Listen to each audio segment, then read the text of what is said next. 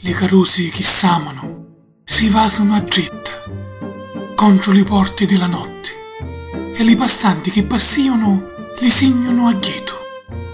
Ma le carosi che s'amano non ci su più nudo ed è solo la sua umera che ciantoria nella notte a incitare la raggia degli passanti, la raggia di te, lo disprezzo di te, le risa e l'invidia di te. Le carosi che s'amano non ci su più nudo, iddi sono da un'altra parte, tanto più lontano della notte, tanto più alto dello giorno, nello scalucente splendore dello suo primo amore.